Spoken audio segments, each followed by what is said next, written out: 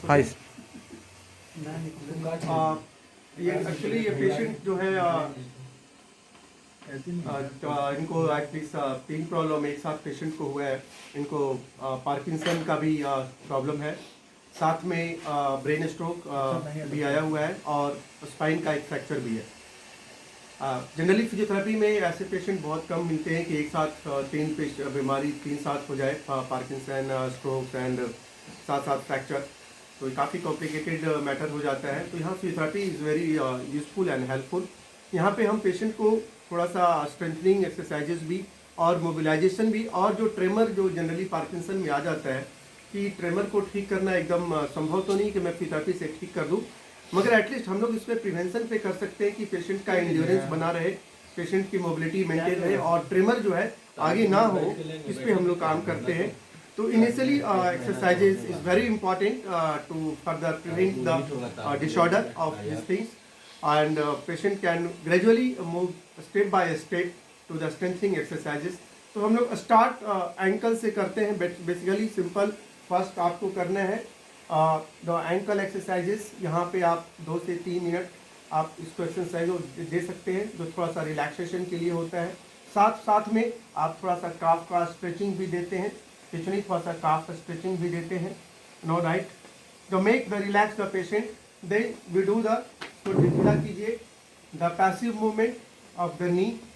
आप इनिशियली ये सारा जो चीज़ें हैं ये पेशेंट को रिलैक्सेशन के लिए बहुत इंपॉर्टेंट है, क्योंकि पेशेंट को फिजियोथेरेपी के बारे में ज़्यादा पता नहीं होता, तो उसमें कॉन्फिडेंस डेवलप करें कि हमारे साथ क्या हो रहा है। आप नी मूवमेंट दे, पैसिव मूवमेंट दिए, या फिर आप हिप मूवमेंट दे रहे हैं। Then again this movement same, बाहर की ओर एडक्शन और एबडक्शन मूवमेंट आप देने दिए। देन सेम थिंग्स आप यही movement passive movement upper limbs के लिए भी करते हैं। आप रिस्ट से स्टार्ट करें and move this one, then again for the wrist full आप पैसिव मूवमेंट पहले आप ज्वाइंट्स कर दीजिए पहले, then again for the shoulder. का मतलब ये जब पैसिव मूवमेंट आप दे देते हैं, then come to the little after 3 days 4 days और मे बी 5 days, उसके बाद आप जेंटल स्ट्रेंथनिंग एक्सरसाइज की ओर आप फॉलोअप कर सकते हैं। पेशेंट को कमांड करने के लिए बोलिएगा और पेशेंट थोड़ा सा जेंटल, पेशेंट अपने हिसाब से पेशेंट जैसे कॉपरेट करे, चूँकि पेशेंट को फ्रैक्चर है पिछले 5-6 महीना पहले से, तो उस बात को ध्यान रखते हुए आप थोड़ा सा पावर का इस्तेमाल करें कि ज़्यादा आप पावर लगा देंगे तो फ्रैक्चर में कोई प्रॉब्लम आ जाएगा। तो पेशेंट का कमांड और उसको देखते हुए आप जेंटल प्रेशर थोड़ा सा स्ट्रेंथन देंगे, बट ये प्रोग्राम थोड़ा सा बाद में करना है। आप बाहर की ओर पुश कीजिए, पैर को ऐसे बाहर की ओर पुश कीजिए, बाहर की ओर ऐसे है, यस 1, ये 2, ये एबडक्शन बाहर की ओर हम पावर लगा रहे हैं, बाहर कीजिए, यस हाँ। देन सेम थिंग्स एडक्टर की ओर, अंदर की ओर जाइए, ये एडक्टर की ओर कर रहे हैं। देन हीट कम लग रहा है दिस वन, पैर को दोनों मोड़िए, अगेन स्ट्रेंथनिंग, बाहर कीजिए, एक जगह रखे रहेंगे तो ये बड़ा हुआ। कष्ट लगता है कभी कभी। आप दोनों ग्रोइन क्यूल कर रहे हैं। देन साथ साथ हिप मोबिलिटी भी कर रहे हैं, इधर की कीजिए, बाहर कीजिए, जेंटल बाहर कीजिए, नहीं बुझाता जितना घर में जेंटल बाहर रोटी जब कीजिए, फूट जाता है लगता है सीधा की दोनों पैर को, देन आग से ज्यादा प्रेस की दोनों अंदर की ओर, लगता है रोटी ऐसे फूट पुश जाती है। कीजिए अंदर, हाँ यस, छोड़िए, यस प्रेस इट, हाँ 10 डिग्री छोड़िए, 15 डिग्री टेम्परेचर प्रेस इट, छोड़िए, प्रेस इट, रिलैक्स। तो आप जेंटल प्रेशर का इस्तेमाल करना है ताकि स्ट्रेंथनिंग भी हो, साथ साथ में पेशेंट का मोबिलाइजेशन भी हो एंड पेशेंट का एंड्योरेंस मेंटेन रहे, क्योंकि एज को हिसाब से देखते हुए हमें बताया कि चूँकि वीकनेस भी है, स्ट्रोक भी है, पार्किंसन भी है और फ्रैक्चर भी है, ये तीनों चीज़ें तो काफ़ी कॉम्प्लिकेटेड है।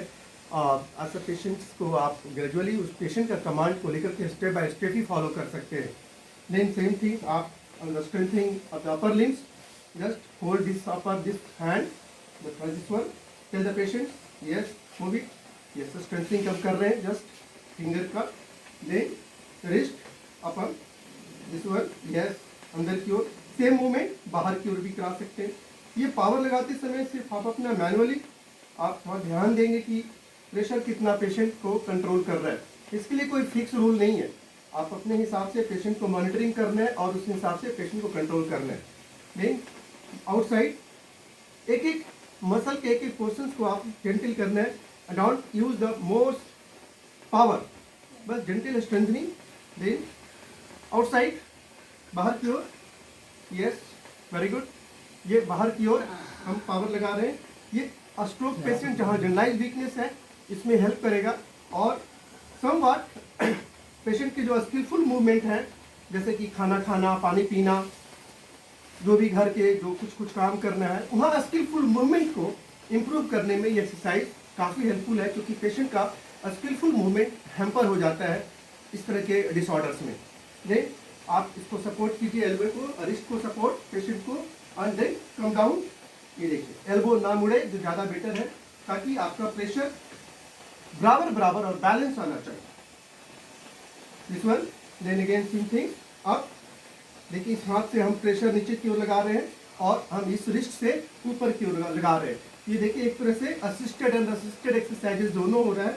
हम इस पाम से नीचे कर रहे हैं, इससे हम ऊपर कर रहे हैं। चलिए कीजिए, देखिए it's a very good exercises.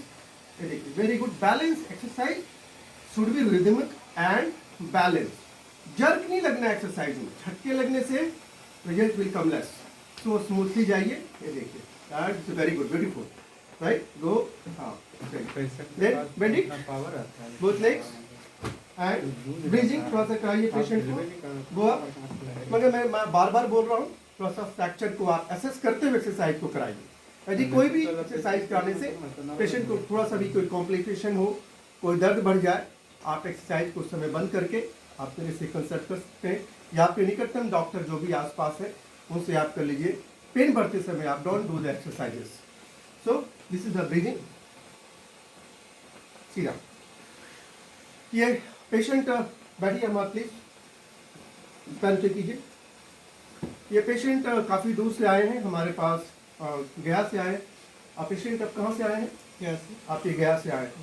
तो सर ऐसा है, ये मैंने वीडियो आपके हिसाब से मतलब मैं बनाया, एक रफली स्केच आउट वीडियो है, ठीक है।